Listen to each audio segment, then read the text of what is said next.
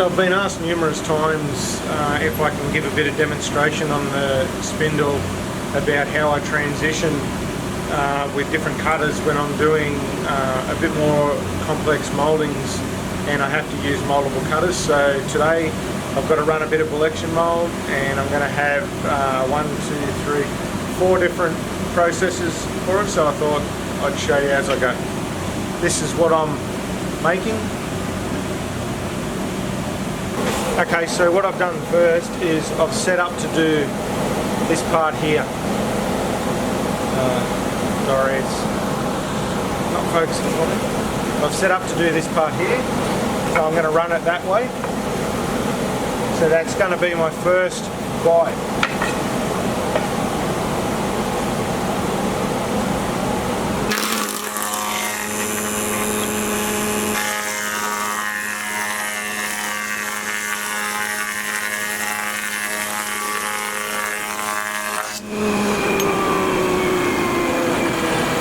That's our first bite.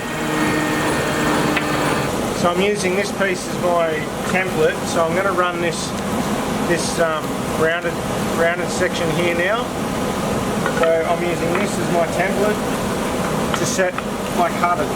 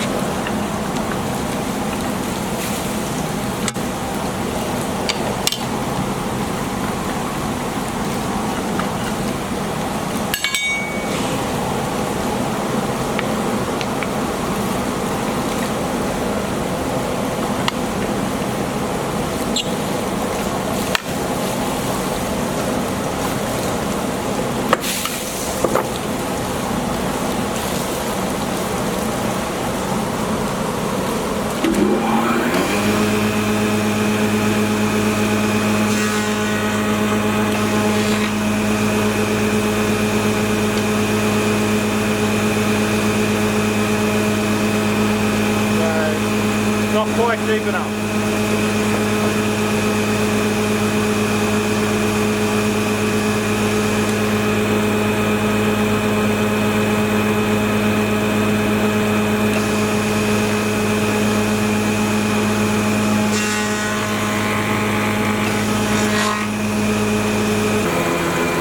So you can, hopefully that's in focus, you can see there now, so I've got a nice round there and it runs into that swoop nicely. So I just need to adjust my tail out fence because I wound my lead in back a bit.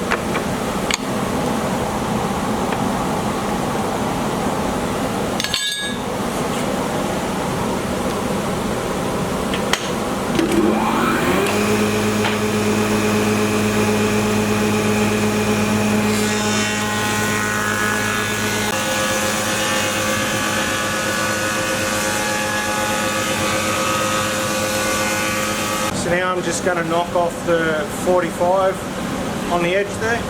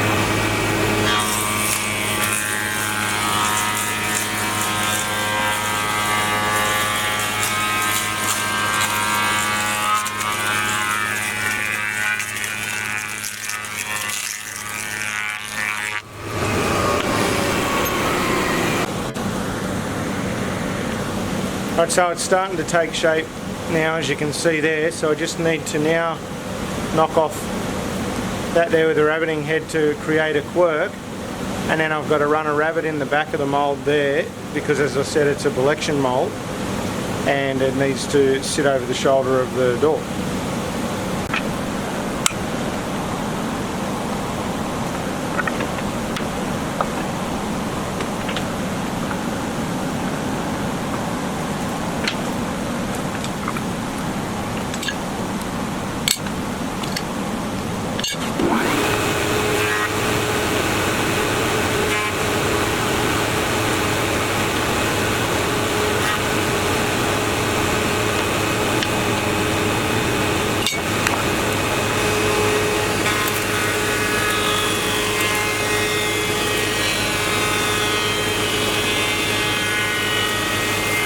Alright, so we've got the basic mould run now, so all I've got to do is just this rabbit out the back here, and then we're done, and then it'll just need to be cleaned up. Like you can see that it's got the basic shape to it, but there's a little bit of a ridge there, and one of my cutters has got a gap in it, so there's a bit of a mark through there that I need to clean up. So once I've finished running this, then I'll hit it with sandpaper and clean it all up nicely so that it's all worked in nicely. But straight off the cutter, straight out off the machine, I mean, it's perfectly fine with the exception of that little ridge there. That little ridge just would need to be dealt with, otherwise it would be fine to go as is.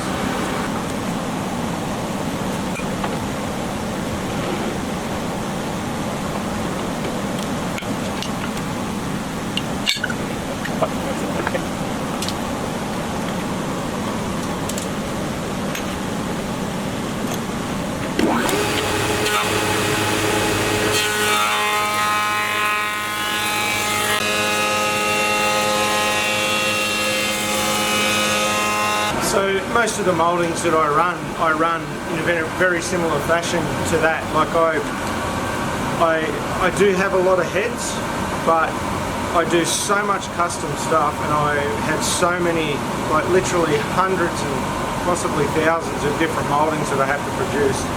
So my slotted collar stuff, this is where it's invaluable to me, because I just simply couldn't buy enough heads to be able to do all the custom mouldings that I have to run. So I'm often doing what you've seen me do here, like using, you know, sometimes I'm using anything up to 10 different sets of cutters to create a profile that I need to run. Whereas, you know, if I had to get a head made every time I needed to do something like that, it would just cost me tens of thousands of dollars, and I just don't need to, because I've got the slotted collar gear there.